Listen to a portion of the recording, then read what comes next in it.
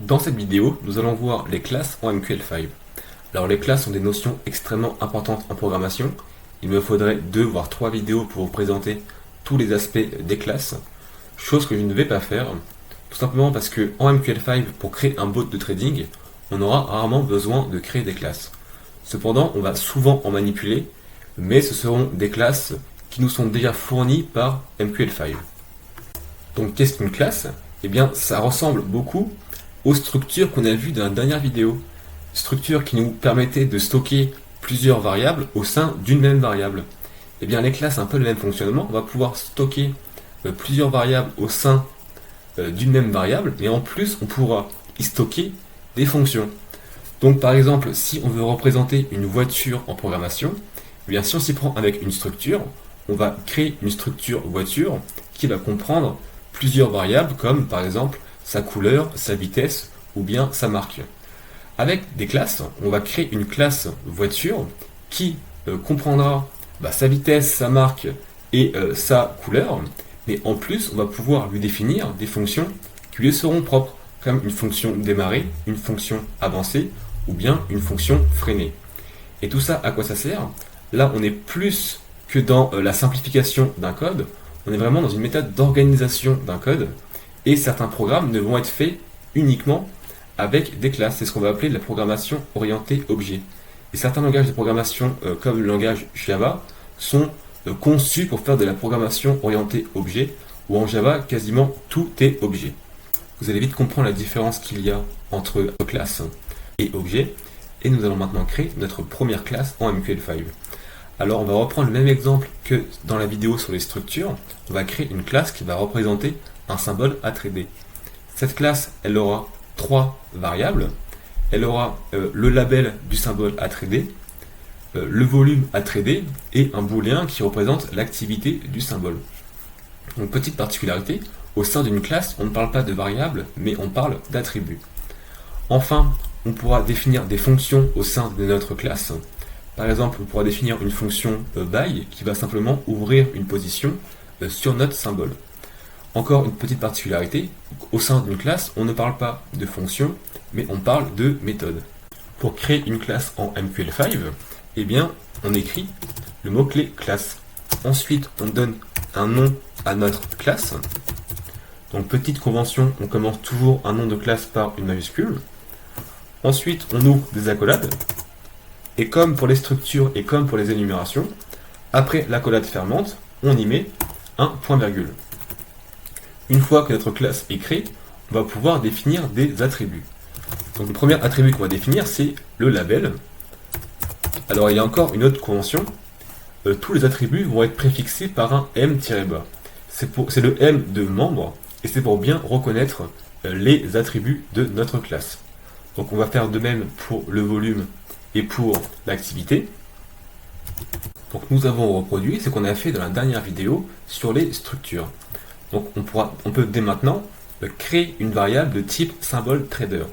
Alors on ne dit pas créer une variable de type symbole trader en parlant d'une classe, mais on va dire instancier un objet symbole trader.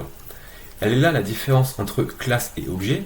La classe c'est vraiment le moule, c'est le patron, alors qu'un objet ça va être la variable créée à partir de ce moule. Donc on va faire notre fonction void on init. Puis pour instancier un objet symbole trader, eh bien, comme une variable et une structure, on écrit d'abord le nom de la classe, puis le nom de l'objet, et ensuite, on va essayer d'assigner une valeur à notre label. Donc on va assigner le label EURUSD. Donc pour l'instant, ça se passe exactement comme avec les structures. On compile. Nous avons une erreur à la compilation qui nous dit qu'il ne peut pas accéder aux membres privés mLabel. Alors, nos attributs et nos méthodes ont des droits d'accès dans une classe. Il y en a 2. Il y a le droit d'accès private et le droit d'accès public. Par défaut, toutes les méthodes et les attributs sont private. Ce qui veut dire qu'on ne peut y accéder uniquement à l'intérieur de notre classe elle-même, c'est-à-dire entre ses accolades. Avec le droit d'accès public, nous pourrons accéder à nos variables et à nos méthodes à partir d'un objet instancié. Donc pour définir des attributs ou des méthodes publiques, eh bien on écrit le mot-clé public, deux points, et tout ce qu'on mettra à la suite sera accessible depuis l'objet lui-même. Donc si là on recompile, notre message d'erreur a bien disparu. Donc on va faire la même chose pour le volume et pour l'activité. On recompile, et donc pour l'instant on a exactement le même résultat que dans la dernière vidéo sur les structures. Maintenant nous allons créer une fonction qui va afficher nos attributs. On ne va pas créer une fonction classique, on va créer une méthode qui sera à l'intérieur de notre classe. Donc pour créer une méthode, c'est exactement comme pour créer une fonction. On déclare d'abord le type, puis on lui donne son nom, et ensuite on enchaîne par les paramètres. Donc nous ça va simplement être une fonction qui va afficher tous les attributs de notre classe.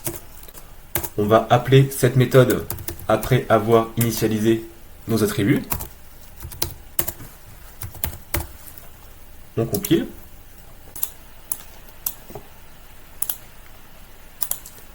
Donc on a bien créé un objet de type symbole trader.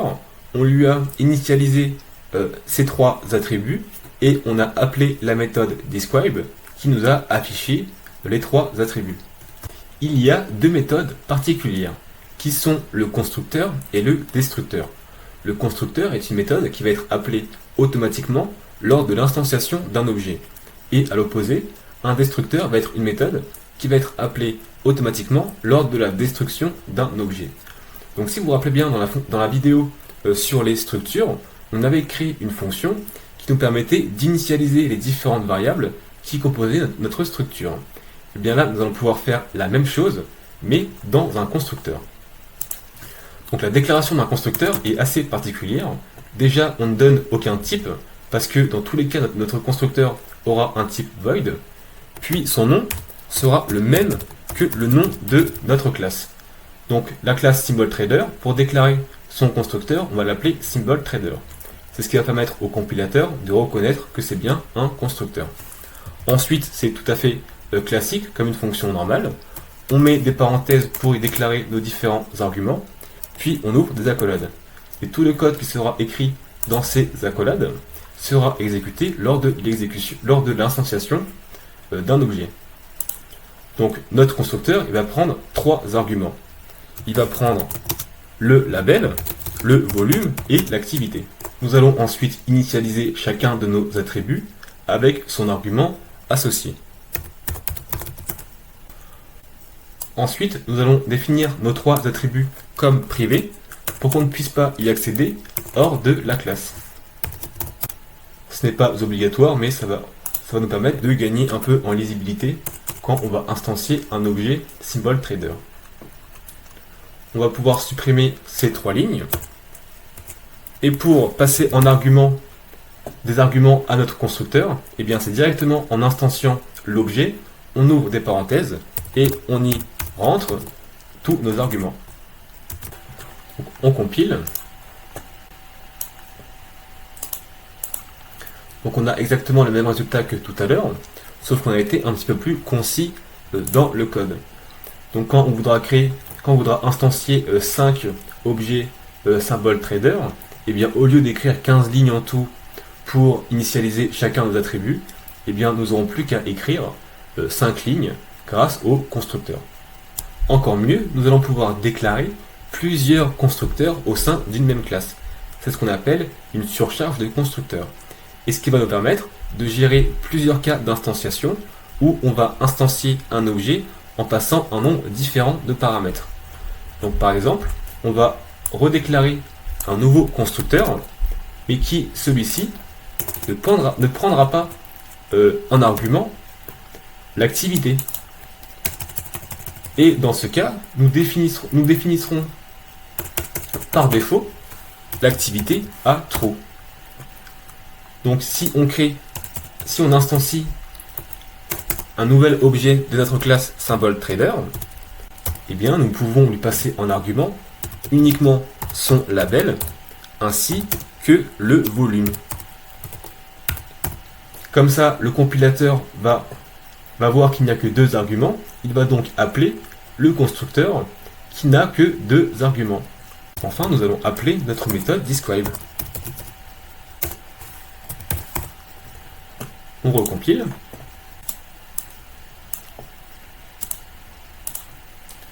Donc vous voyez que notre second objet qu'on a instancié, on lui a passé aucun argument pour l'activité. Donc le compilateur a bien reconnu qu'il fallait appeler le constructeur qui ne prenait que deux arguments. Et il a donc défini par défaut une activité à true. Nous n'irons pas plus loin dans cette vidéo pour comprendre les classes, ça va être bien trop long sinon. Il y a beaucoup de notions sur lesquelles j'ai fait l'impasse. Nous n'avons pas vu comment fonctionnait un destructeur, nous n'avons pas vu la notion d'héritage, nous n'avons pas vu ce qu'était une interface. Donc je vous encourage vraiment à aller vous renseigner de votre côté en allant par exemple sur la documentation de MQL5 ou bien sur une autre formation en ligne. Parce que même si pour créer un bot de trading, on n'aura pas besoin de maîtriser tout ça, ce serait bien pour votre culture informatique et surtout si vous allez plus loin dans la programmation, que vous maîtrisez ces notions parce que ça représente vraiment une partie entière de la programmation. Voilà, je vous rappelle que tous les codes que j'écris est disponible sur GitHub, dont le lien est en description. Si cette vidéo vous a plu, n'hésitez pas à vous abonner et on se retrouve dans la prochaine vidéo pour comprendre les adresses et les pointeurs en MQL5.